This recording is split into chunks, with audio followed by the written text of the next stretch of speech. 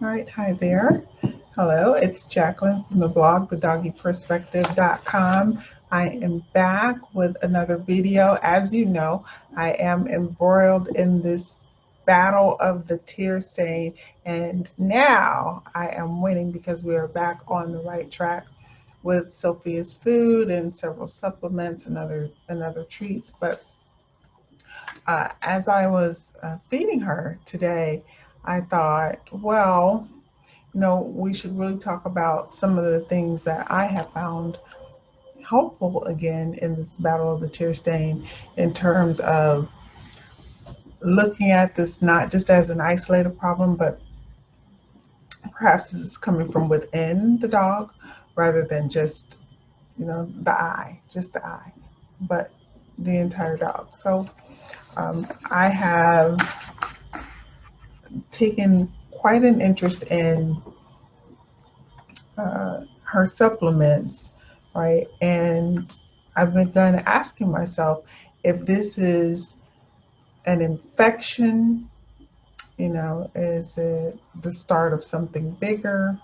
Where is this really coming from? So, with her supplements, I said, okay, well, I'm sure she's got the right supplements now, but is she really absorbing them? And so, some of them I have, instead of just administering them as they are, just dropping them in the dish, I break them and blend them into her soft foods and so on.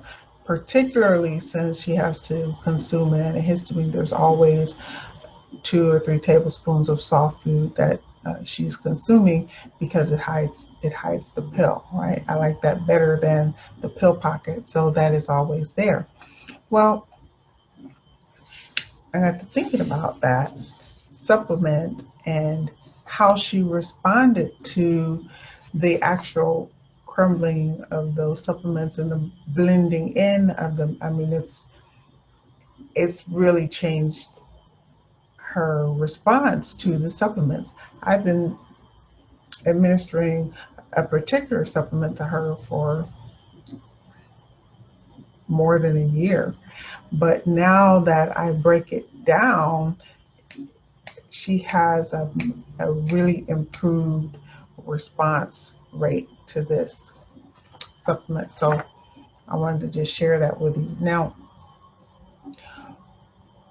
this has become about more than the tear stain because this has begun to be about her immune system, right? Thinking in terms of this tear stain being an infection.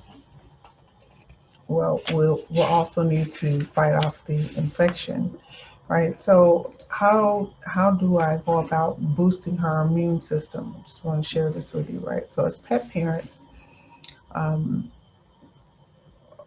we want to just make sure that the products that we are investing in are actually working for our pets, that we're not just throwing money out the window and throwing money out of the door. We need to make sure that this is actually working for our pet.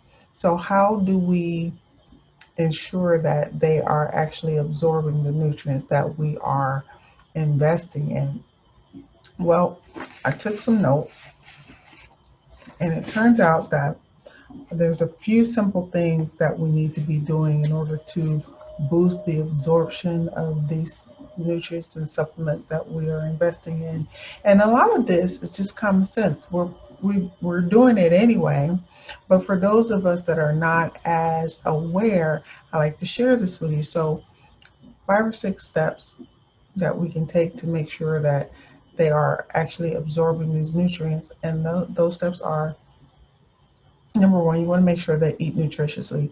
I speak to you about the quality of the food all the time and being aware of what the ingredients are, but you do want to make sure that your dog is eating nutritiously, right? You want to make sure that you get the dog moving. I wouldn't really say get them in the gear because that can just mean a car ride to the dog park for some dogs. dog parents, pet parents, right? All right, and I don't really want to say, well, take action. Well, that means a lot of different things to a lot of different people, but get moving applies to the dog and it applies to you as well. I mean, there are toys that they can play with. If you don't have as much mobility as you used to, there are still, toys that you can play with that gets the dog moving. So you want to make sure that they're active on a daily basis and you want them to stay trim. Don't allow them to get fat and become overweight. That's very bad for them. Also, you want to stimulate them a lot. Pet them. That's what they're there for. Love on them, touch on them, pet them, feel their fur or their skin if they're hairless, right?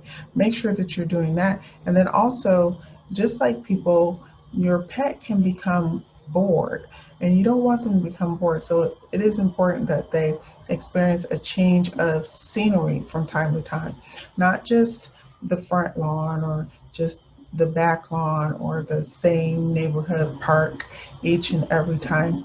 Uh, I encourage you to take them on a tour to visit different types of parks. Some parks they'll have to remain on their leash for their entire visit, or else you as a pet parent may suffer a fine. That's true.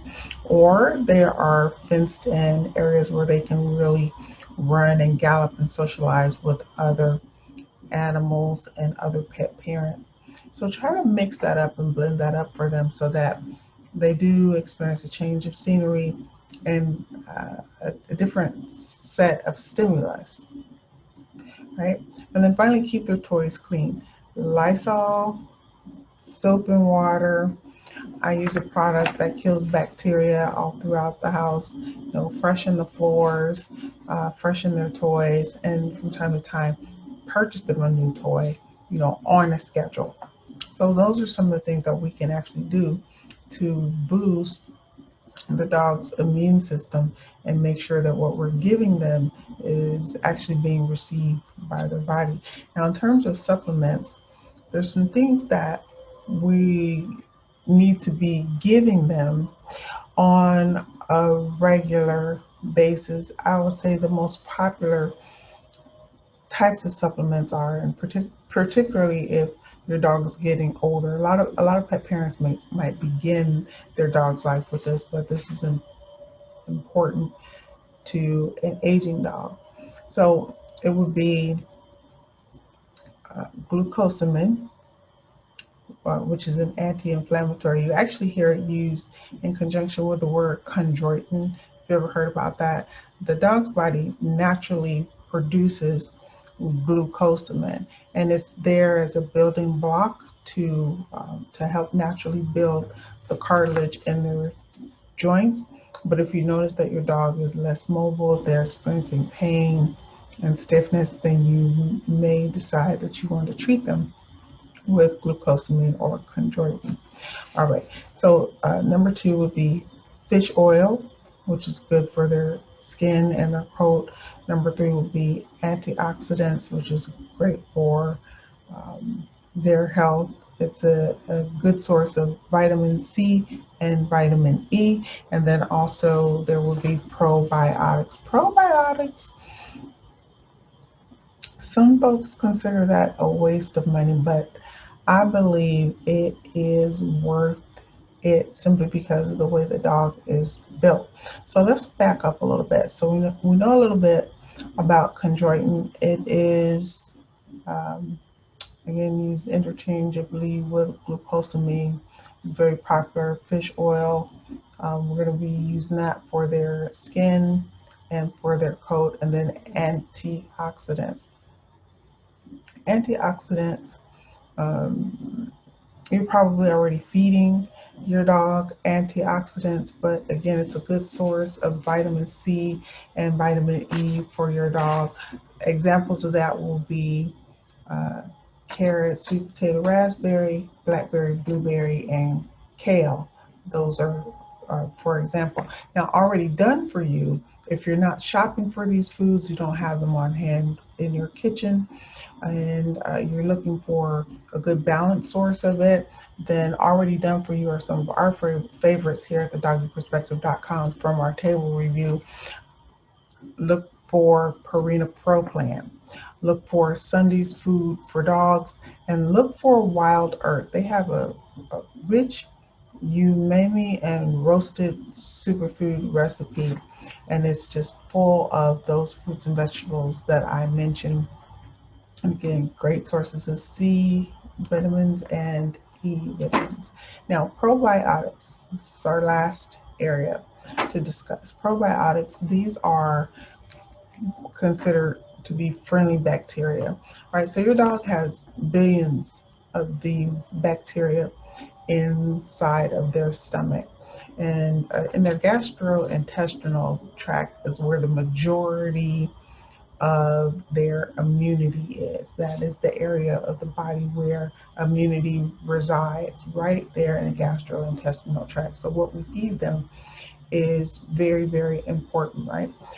Those probiotic bacteria are in there to do a few key things. Number one, it's going to help them to fight infections. Number two, it's going to make the immune system stronger.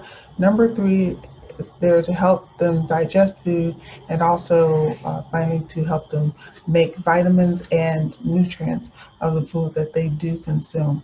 So if you recognize that your dog needs a probiotic, again, you'll be able to tell according to the quality of their stools.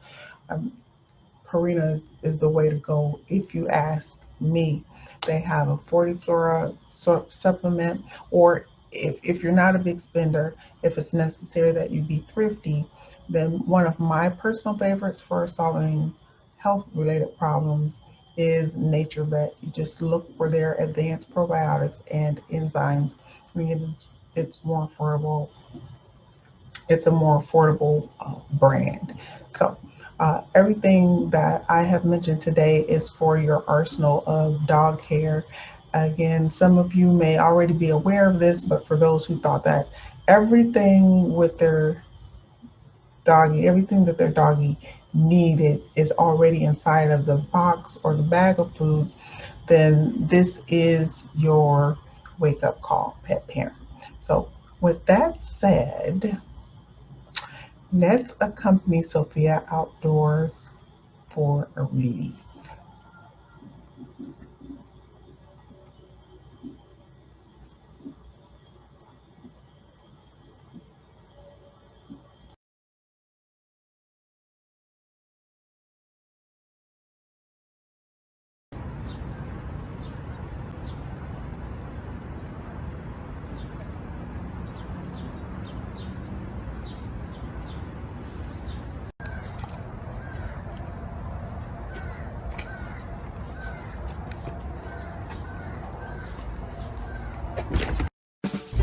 Hello and good afternoon. So this is what happens when you respond to the call of a friend who is on her way to the dog park with her little doggo and wants you to join in.